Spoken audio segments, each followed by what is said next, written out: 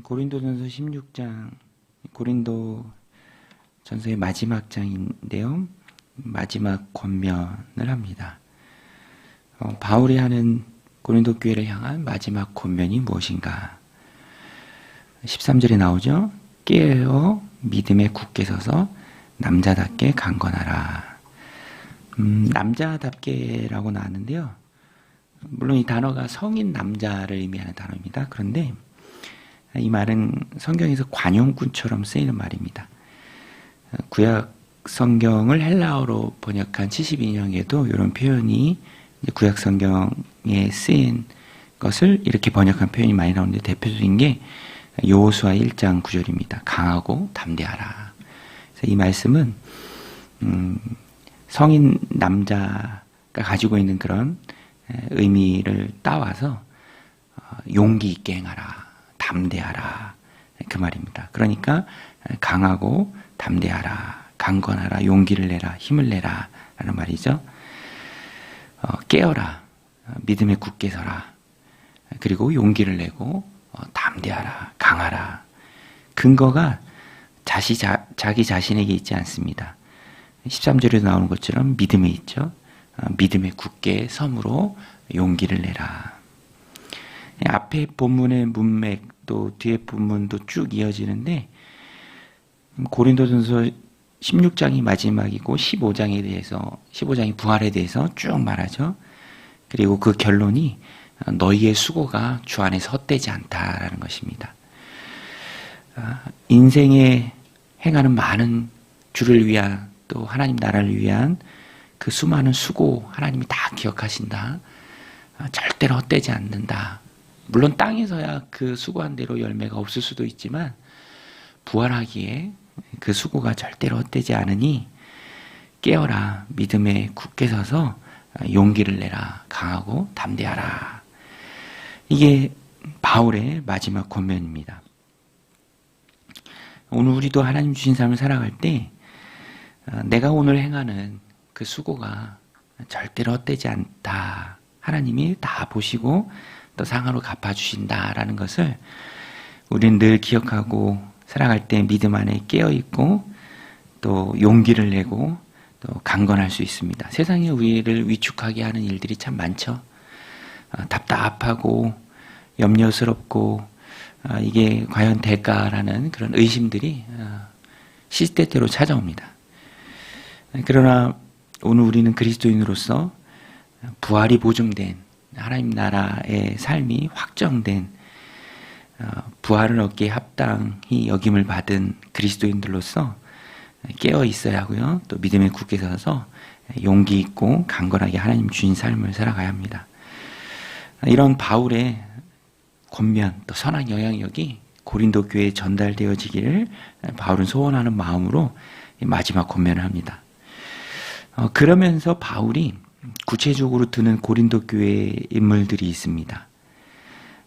15절에 형제들아 스데바나의 집은 곧 아가야의 첫 열매요 또 성도 섬기기로 작정한 줄을 너희가 아는지라. 내가 너희를 권하노니 이 같은 사람들과 또 함께 일하며 수고하는 모든 사람에게 순종하라. 물론 주 안에 헛된 일은 없죠. 하나님이 다 갚아주십니다. 그런데 그 과정 가운데 섬기기로 작정한 이 스데바나 같은 사람들, 이 아가야가 고린도 지역을 말합니다. 고린도 지역의 첫 열매, 그리고 믿음의 공동체 안에 들어와서 공동체를 섬기기로 작정한 스데바나와 같은 사람들을 함께 하라, 함께 일하라, 그리고 그 사람들에게 순종하라 이렇게 권면합니다. 일하는 그 과정 가운데 공동체를 세워가는 그 과정 가운데 외롭지 않도록 힘들지 않도록 내가 권면하는데 함께 하라, 함께 일하라. 하나님의 교회는 혼자 일하는 곳이 아니죠. 진정한 교제라는 것은 그 사역에 동참하는 것입니다. 내가 손을 보태서 거둘 때 얼마나 힘이 납니까? 함께 하라 바울이 권면하죠. 그리고 17절부터 보면 구체적으로 세 사람을 말합니다. 내가 스데바나와 부드나도와 아가이고가 온 것을 기뻐하노니 그들이 너희의 부족한 것을 채웠습니다. 이 세 사람이 바로 고린도 교회에 이런 문제가 있습니다. 이런 어려움이 있습니다. 파벌이 나뉘었습니다. 이런 성찬의 문제가 있습니다. 라는 그 문제의 내용을 적어서 질문지를 가지고 바울에게 구하러 온 사람들입니다. 바울이 에베소에 있을 때 고린도 교회 대표단 이 세 명, 스데바나, 부드나도, 아가이고, 그들이 바울 찾아온 것을 바울이 기뻐했고요. 또 그들에게 전해준 편지가 바로 이 고린도전서죠. 그래서 바울이 이 편지로 인해서 참 내 마음이 시원하다. 너희도 시원할 것이다. 이렇게 말합니다. 18절에 그들이 나와 너희 마음을 시원하게 하였으니 그러므로 너희는 이런 사람들을 알아주라. 우리 그리스도인들이 공동체 안에서 해야 될 게 바로 이것입니다. 알아주라. 섬기기로 작정한 사람들, 또 앞서서 일하는 사람들, 교회가 세운 권위자들, 그들에게 순종하는 것. 이것이 공동체에 꼭 필요하죠. 그리고 마지막에는 바울이 문안을 전합니다. 19절에 아시아의 교회들이 너에게 문안하고 아굴라와 브리스가와 그 집에 있는 교회가 주 안에서 너에게 간절히 문안하고. 아시아는 로마의 행정구역상의 아시아를 말합니다. 지금 우리가 속해 있는 그 대륙의 아시아가 아니라 거기가 바로 에베소 지역을 말합니다. 그 에베소에서 이 고린도 전서를 썼죠. 그리고 에베소 교회를 비롯한 많은 교회들이 바다 건너 아가야 지역, 고린도 지역의 교회에 문안합니다. 모든 교회는 영적으로 보면 우주적 교회죠. 하나의 교회입니다. 그런데 각자 맡은 로컬 처치가 있죠. 지역 교회가 있습니다. 특별히 교회, 신약 교회의 형태가 오늘 본문에도 소개가 되죠. 19절에 아시아의 교회들이 너에게 문안하고 아굴라와 브리스가.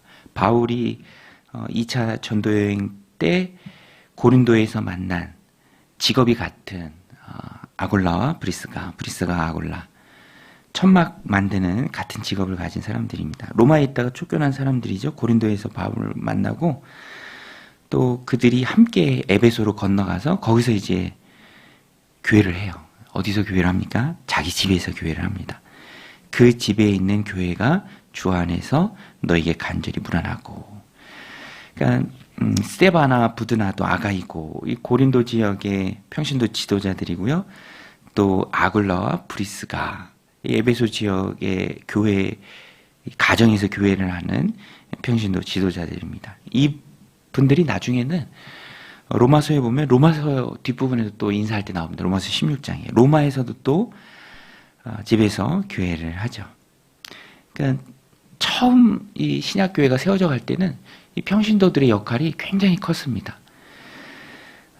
우리 한국 교회도 마찬가지죠. 그냥 뭐 성경책 들고 앉아서 이제 예배만 드리는 그런 모습이 아니었습니다. 정말로 영혼들을 세워가는 그런 모습들이 있었죠. 그렇게 공동체를 세워가는 사람들, 소수이지만 헌신된 사람들, 섬기기로 작정한 사람들, 그들을 통해서 공동체가 세워져 갔습니다. 예수님 당시도 마찬가지죠. 예수님 따르는 무리가 참 많았습니다. 뭔가 얻을 게 있을 때 예수님 따라다니는 무리. 그런데 이 무리는요, 따르는 게 없을 때 뒤도 안 돌아보고 돌아서죠. 그런데 제자는 다르죠. 제자는 힘들어도 또 어려워도 항상 예수님 곁을 지킵니다. 예수님이 사역하면서 남긴 게 바로 12제자들이고요. 또 제자들, 사도 바울과 같은 제자들이 한 것이 바로 이 재생산입니다. 가서 제자 삼으라. 그래서 수많은 지역에 이런 제자들이 세워져 갔고 그들이 공동체를 세워갔습니다. 이 땅에서 하나님 나라를 준비하는 게 바로 제자들의 삶이죠. 오늘 우리의 삶입니다. 그리고 그 수고는 헛되지 않습니다. 그래서 바울은 마지막에 깨어라, 믿음에 굳게 서서 용기를 내라, 강건하라 이렇게 권면합니다. 그리고 힘있게 공동체를 세워가라. 오늘 6월 마지막 날인데요. 하나님이 이 6월 2026년 상반기 지켜주셨습니다. 하반기도 하나님께서 지켜주실 줄로 믿습니다. 그래서 우리는 믿음에 깨어서 굳게 서서 그리스도인답게 담대하게 용기를 내야 합니다. 우리가 행하는 수고는 헛되지 않습니다. 그리고 앞장서서 섬기기로 작정한 많은 공동체 사람들이 내가 되어야 하고요. 또 그 사람들을 우리가 공동체 안에서 인정하고 또 알아주어야 합니다. 브리스가와 아골라 같이 평신도로서 힘있게 공동체를 세워갈 때 하나님께서 큰 은혜를 또 공동체 가운데, 우리 가정 가운데, 자녀들 삶 가운데 2026 후반기에도 넘치게 부어주실 줄로 믿습니다. 오늘 이 말씀 붙들고 같이 함께 기도하며 나아가겠습니다.